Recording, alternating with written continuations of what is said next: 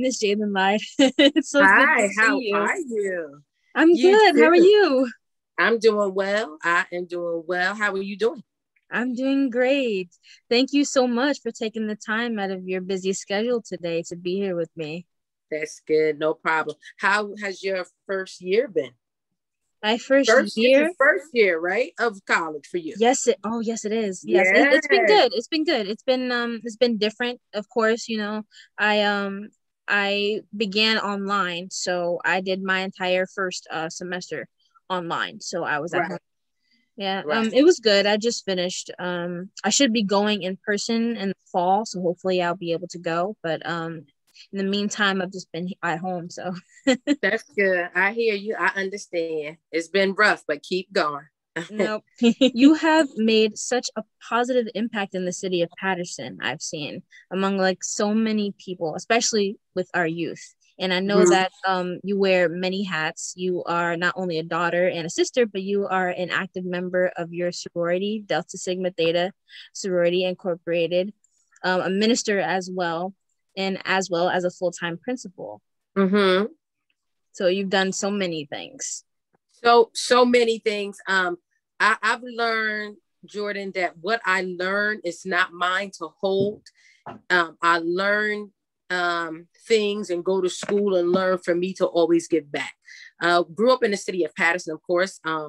Know your mom. So I remember when you were born, just throughout the years, the Greer family they're a crucial part of Patterson as well, with your grandfather and the boxing gym and just watching him as one of our legends. So we were always taught at a young age to always give back. So my goal is to give back to youth and young adults, whether it's in my principalship, whether my ministry, which I do, which is the FAME, female and male empowerment, or whether just being that auntie, that godmother, etc., adopted mom. So it's just always giving back and making sure that whatever we have learned, we are instilling it into others as they come up, because technically, as my pastor says, and as the Bible also teaches us, where I am and what mark I have reached at that point, that is our young people's floor, right? So where my mom and my dad have plateaued, we really start from where they have plateaued and go beyond, right? So for you, wherever your mom, dad, grandpa, auntie, uncle, wherever they have reached, you want to make sure that your starting point is there. So you surpass, because they've done all they can for you so you can have the best. And that's what we live by. We live by to always love on everybody, always live for the moment, empower and encourage. Also, though, through Christian principles, through God's word. So that's just some things that we always live by, and I live by, because we need to give back and continue to empower the young people.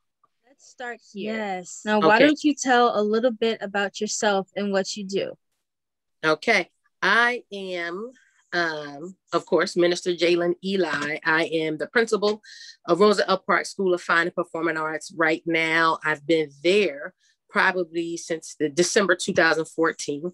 Was a principal of another school building before that, sports business and public safety, ran the Destiny program and Rhodes program. So I've been an educator in the city of Patterson right now for 23 and a half years. I am also an associate minister on the ministerial staff at Calvary Baptist Church, the historic Calvary Baptist Church, under the direction of our senior pastor, Reverend Dr. Randall Moses Lassiter. In the community, a member of Delta Sigma Theta Sorority, been a member of that chapter and been involved in service and scholarship and building sisters for over 23 years with them. But of course, involved in the community since a little girl. I am also the CEO and founder of FAME, which is the Female and Male Empowerment, the Living Word Mentor Program for youth and young adult in the city of Patterson and abroad, actually. So we're going to be doing a relaunch, actually, December 2021. So that's just a little bit of who I am. Still a lifelong learner. I will be finishing up my doctoral degree December of 2020 from Regent University in Virginia Beach, Virginia, where we're studying I'm studying, I'm saying we, because the cohort was just texting me a few minutes ago. We are studying strategic leadership, but our concentration is servant leadership. So everything that I do underneath the doctoral program, we're studying from a Christian perspective. So that's where I am now. And just good to be here. Good to see you, that you are doing well and that you have launched your own platform to keep our youth also abreast of knowing themselves. Thank you so much. I appreciate that. Yes, I try. I wanted to do something that really inspired people. I wanted to give people something that, knowing your worth, know that you are enough. And I started it so that people would come on, they would see different people who have done different things with their lives, people who want to do something, who are inspired by something, anything of the sort. So I'm glad that you've seen. So thank you so much. Why don't you tell our audience, what is one of your greatest achievements in life? Wow. I think actually one of the greatest achievements that God has bestowed upon me is to be licensed to preach the gospel of Jesus Christ. I was licensed December 4th, 2016, but always knew that I was going to be a minister at some point or be a preacher at some point. I just always knew, but we always keep running and running. But at that point, I think that's one of the greatest achievements at this point, and just probably still going to school, being the principal, being able to help others along the way, because I love to serve. So what God teaches us, right, to always sow in others, be a blessing, because you get that back 100-fold. So I believe that that's one of the greatest achievements for me, is to being able to bless others as they move along and to serve others as they are moving along. Yes, that's great. And now IKMW has 4 areas of focus that we focus on. The first one is leading with compassion, then serving with a purpose, being faith-driven, and never compromising one's integrity. Right. Now, as far as you being a principal at Rosa L. Parks School of Performing Arts, what motivated you to become a school principal? Jordan, to be honest with you, I wasn't always supposed to be an educator. My second life is health and fitness, exercise physiology, physical therapy. I was always supposed to be, right, a physical therapist, but God saw different, because I was always tutoring children. And I was always tutoring them, giving them extra help when I was coming home from school, from Howard University, meeting up with them at the local library. So what motivated me to become a principal is the fact that I knew I wanted to keep going, because I knew there was other ways that we can help students. Our classroom teachers are wonderful. They are leaders. Also to be able to be the educational leader, and to be able to help them serve our youth and young adults in the city and at Rosa Parks is phenomenal. So I guess what motivated me is watching mentors like my mother, like my father, people such as Skip Van Ritzenleer, Peter Nelson, all those mentors that I have, Reverend Dr. Lassiter, Dorothy C. Rowe, all of our teachers also growing up, all of the principals that have gone on before us that have passed away, even the principals of our schools that passed away, T.K. Wells of Eastside High, of Rosa Parks, Joe Clark of Eastside High School. I remember them when we were kids. So just watching all of them, watching my mom as she went through the district and then retired as an assistant superintendent, but just watching her and all of her students that she helped still talk to her till this day, keep in touch with her, call her Mama La. It's just that we shared our parents with a plethora of people in the city of Patterson. So I believe just watching those that have gone out before us, right, and have paved the way, just led me to be the person that I am and to keep going so we can instill in others.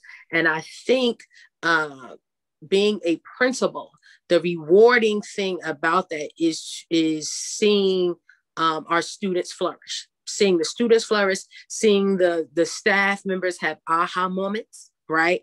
To know that they are getting it right, and our students will be well off and doing good things based on what they have taught them. Yes. Oh, that's great. I didn't know that. Wow. Yeah. Now, yeah. Throughout the pandemic, so many people were met with many challenges. And as principal, how are you able to manage the challenges that were presented to you throughout this pandemic? Oh, Jordan, that is a hard one. Because sometimes I'm not sure if I managed.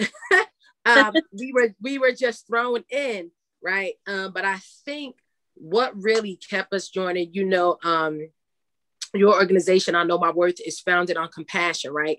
So what kept me going too is making sure that we had compassion and empathy for the students, for the staff, to let them know that we were in this together and not separate. It was a long haul at first, a year ago in March. We didn't know what was going on, but we were able to just push forward. It also helped that let me go back and say this. I consider myself a servant leader, right? And your organization is based on service. Servant leadership is key, and that's how God wants us to be, right? So I am here to serve. So it was important for the staff to know, and for all of us to know that we are here to serve you. We are in it together. We are serving each other, actually, right? Give and take. What do you need? Constant phone calls. Hearing that staff members were affected with COVID, that took some things out of me. We were affected with COVID, losing dear friends of ours. So all of that affected us differently. But having compassion, having empathy, having that listening ear, but also, Jordan, my faith kept me going through COVID. That no ifs, ands, or but. It was times that I just said, thank God for today. And I even told the staff, faith over fear. And I had to lead in that manner through COVID, because we didn't know what our students were doing. Some of the students were affected. They were scared. We were getting text messages. We're calling them, checking in on them. So we led with compassion. We led with empathy. We led with a servant leader heart. And that's what was able to get us through last March, actually, until now. And just doing different things with the students, doing different things with the teachers, providing that extra help. What can we do so you won't get an F? Giving them extra time, giving them contracts, etc. And that's what Patterson Public Schools is also doing as well.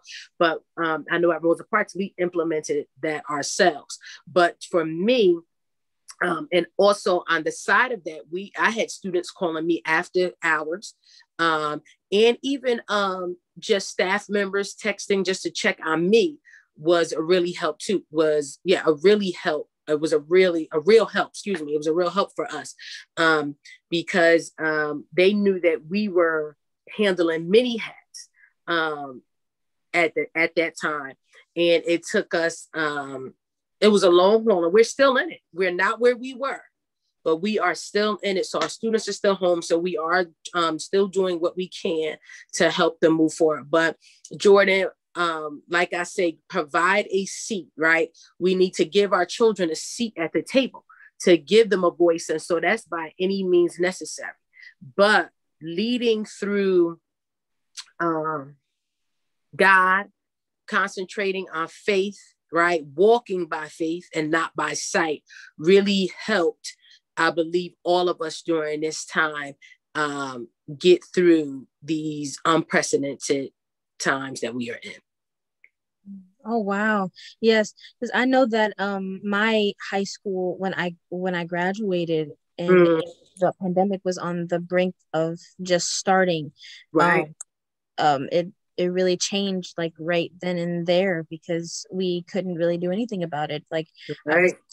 I was in school one day, and then the next day I had to graduate from home. It was very Right. brink. And I Yeah. know that my teachers and a lot of my friends were very like heartbroken about it, because we really wanted to be together for that last year, but we couldn't. So I know a lot of teachers and family members were making sure that, you know, we had what we needed, Right. and everything, because, you know, it was very hard. So we're still in it. So it's going to take a minute for people to still get used to it, really, Yes. because Yes. we've been It in is. this for months and we don't know Yes. when it's going to end. So it's very Right. you know, Right. yeah. It takes a minute, but I believe, Jordan, and you know we believe, because you know we come from, I believe we're coming out. Yes. We believe we're coming out. And if we believe and keep trusting in God and keep pushing and moving forward, concentrating on him, right? And praying, and so that way he allows us, he gives us that strength, that joy, that peace. That's what was going on too, peace. We needed to have peace to move forward, because a lot of us also, students, and I understand your predicament, were feeling just lost, right? Like, what now? Not knowing what to do. People are losing their life. People were scared to lose their life because they didn't know if they were going to get it because of their family members, etc. But if we just continue to pray and think positive, we will get through and we be all right. Yes. Yes. Now, my first area of focus for IKMW is leading with compassion, as I've said. Now, what does leadership mean to you? Do you feel compassion is an important attribute in leadership? Why or why not? Compassion is very important. As a leader in any plethora, in any organization, in any genre you are in, context, you have to understand your context, meaning you have to understand your audience, right, Jordan? So you have to have a listening ear. That's part of compassion. You have to have a servant leader's heart. You have to lead here. So meaning you have to lead with love, right? Everything is not leading with your head, because sometimes when we lead here with our head all the time, it becomes a power struggle. So compassion means loving on that person that's following you, those that serving you, empowering them on a constant basis, encouraging them on a constant basis, accepting their gifts, strengths, and weaknesses, right? So that way you can get to your goals. Anybody that you serve or as you're leading, the followers are influenced. So as a leader, we have to model. We have to model the way. Jesus modeled the way for us. Even in Genesis, when he created, right? He created the world. Leaders have to be innovative and creative like him. So we have to make sure that we lead like him in some areas, right? In all areas. For me as a minister. Yes. Right? So we have to make sure that we have empathy, right? Which means you feel, right? You feel for that person, understanding what they're going through, right? Which means that will allow that follower and those that you influence or those that you leaning, it allows them to trust you, right? Trust you. Also, Jordan, part of compassion is also being humble, right? As a leader, it is not easy. It's not easy to be a leader. Some may think that it's all about power. We can't be dictators all the time, because there are different types of leaders, right? There's transformational leaders, team players, making sure that the whole team is there, servant leaders which always help. They serve first, right? Which means I'm worried about those that I serve first before I take action. So let me see how you are doing, and then I'll move forward. That's another type of leader. So, and you have different cases, different types of leaders, transformational, transactional, that's another conversation. But we have to make sure that we understand what type of person we are, so that way we're able to lead. And also compassion, Jordan, deals with self-reflection, right? We are not always right at all. So we need to make sure that we do a lot of reflecting on the goals, objectives, the missions, the visions, right, of an organization, of whatever, in whatever area you're leading. So that way we will all be fruitful, because all have to be fruitful, all stakeholders. It's not just about me, the leader. It's about those that we are serving and helping to move forward. Yes, yes. Now, my second area of focus, which is serving with a purpose. So does serving others result in a stronger sense of purpose and meaning in life? Why or why not? Oh, wow. Jordan, purpose. And I like to mention two people, my pastor, Lassiter, he's teaching on purpose. And one of my good friends, Minister Audrey Hill, she just came out with shirts called Purpose Pusher, right? And I'm always talking about the push. So in order, we have to understand what our destiny is and what our purpose is in life. And serving others is part of my purpose, right? So I believe that is significant, right? It may not be significant to all, but it should be, because I think that's part of life, and that's part of being a leader and who we are, right? Understanding your purpose, understanding who you are, knowing what you are called to do, right? So even whatever your job is, technically, it's your ministry, it's your calling, right? It's how we're leading. God gives us those calls. He gives us those assignments. Some of us may not understand that, but it is, you should be able to go to work, right? And love what you do and not get paid for it. Because that's your calling. That's your purpose, right? Some people are not happy like with that. But if you are called to that position, called to somebody, called to an area of focus, called to youth and young adults, called to the health field, called to ministry, right? That is your purpose, because God has given it to you. So I do feel, for me, in under service, under leadership, serving is my purpose. And it is important for me to serve others, because then we're blessing, right? I can't hold it on to everything. Everything is not my own. So I can't hold on to it, because God didn't give it to me to keep. He gave it to me to share. I hope I answered that for you correctly. No, you did. You answered that perfectly. Okay. I love that. Yes. Now, my third area of focus is being faith-driven. As an active minister at Calvary Baptist Church, can you tell me, are you fear-driven or are you faith-driven? Why or why not? Oh, Jordan, faith-driven, but at times, Jordan, because we're transparent, right? Sometimes fear creeps in. One of my gifts is administration, of course, service, teaching, grace, all right, discernment. Okay, so walking by faith is the season actually that I am in right now, right? Because sometimes we alter, right? And you fall short. So we just got to keep submitting to God. And that's what the push is about. I always tell people to push, meaning persevere, right?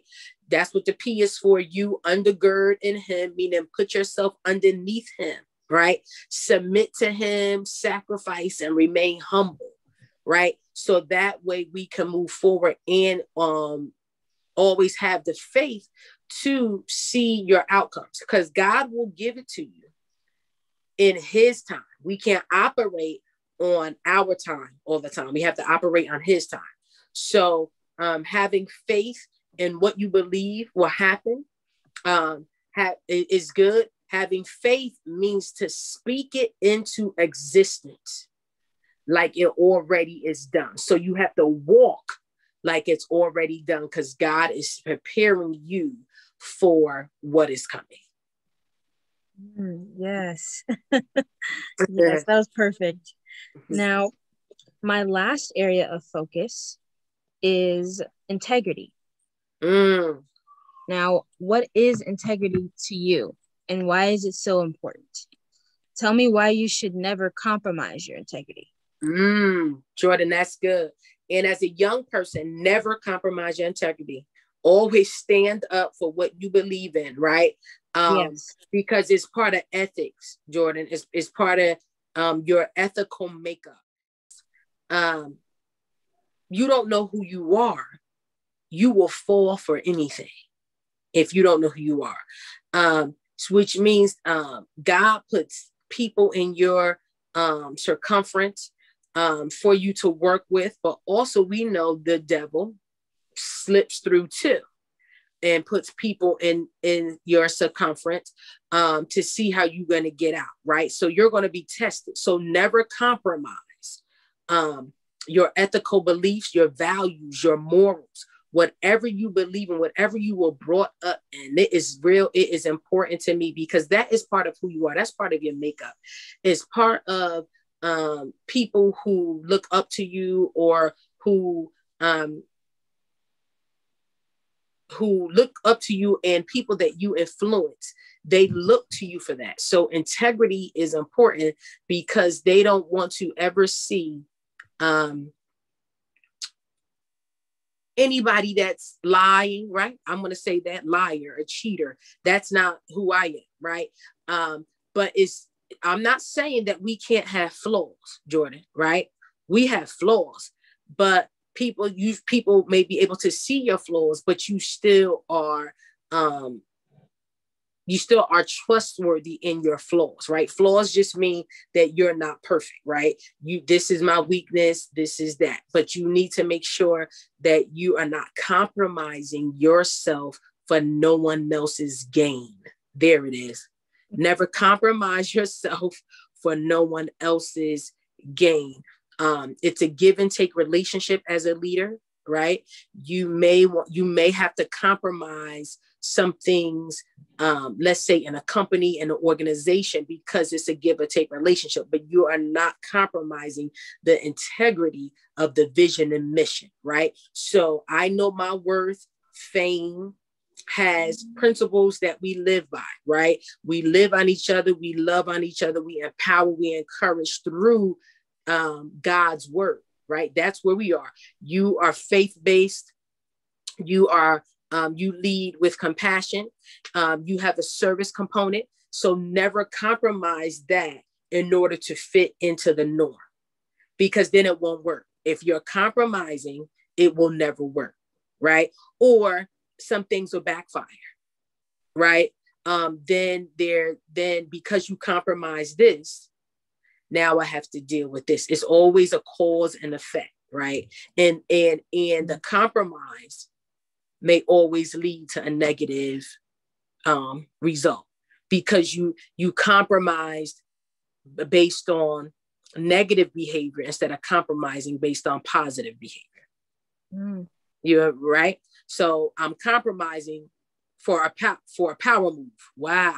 That just came to me. Compromising for a power move instead of compromising to help the whole. Wow. Yes. Right. So, right. So if you're compromising to help the whole, you'll have positive results. If you're compromising for a power move, it won't always work out. Right. And then God will always give it to you. So if you believe in him, and because that's my belief and operate on faith, God will always give you your the desires of your heart. So he will always give you your vision and your purpose and the right decision and the right way to go. Because we're going to him, we're submitting to him, we're praying about it so we can move. Yes, that was perfect. Thank you. Now, before we end today, something that I like to do for my viewing, listening audience is a final thought. Now, can you share some last words of encouragement to our viewing audience during this unprecedented time? Okay. During this unprecedented time, I think I've shared some things, but just to sum all of this up, if we continue to just concentrate on God, continue to walk in our purpose, right? Continue to live out our destiny, we will be okay. Walk by faith, not by sight. One thing also, I think one thing that the pandemic has taught the nation, right, globally, is some things that we still need to work on, right? Which is the social justice issues, the racism issues, making sure that our youth and young adults are heard, because they were at the forefront in our protests, and things of that nature. And it's our job to also speak on that, because we know we've seen what our parents have gone through. So it's always good for us to make sure we hear the young people's voice during this time. So I just want to encourage everyone to continue to sow into them, continue to get behind them, right? Continue to teach our youth and young adult about the issues that are going on in the world, so that way they know the right ways to move, right? They know the strategic ways to move, and to move everyone forward as we continue to go along. I also think that we all are life learners. We all are seeing what's happening around the world. So just make sure that you find a seat at the table, so that way you can have a voice and provide a seat for our youth and young adult at the table, because all of them can learn, so that way they can be fruitful in this multicultural society that we are living. And also make sure that we keep God first, continue to push, persevere, make sure we undergird in Him, submit, and always humble, so that way we can get through, Jordan, our next assignment, because there's a birthing process, right? Because you have other assignments, Jay. So you got to make sure you keep going. Stay focused in school. Like we tell everyone, lean on Him, lean on your parents, right? Talk to them. And we just want to make sure all our youth and young adult are clear that we are here. I'm here for them. So just make sure that you continue to live, love, empower, and encourage always. And that was perfect. Thank you so much. Thank you so much for taking the time today. Thank you for taking the time to share your story with me and to be with me today. It's been a pleasure. Thank you so much. And always remember that you are enough, always. So thank you. Thank you, Jordan. Thank you for having me. Remember, you are enough, and I am proud of you. Keep up the good work. Keep up the good work. And I'm glad you know your worth. And I'm glad our youth and young adult have a platform. So that way they can hear from another youngster and their perspective, and you're bringing other people in on the platform to help with that. So keep it up. Don't stop, girl. Don't stop. Thank you so much. Please be safe and have a great rest of your day. Okay, you too. See you soon. Bye. Bye-bye.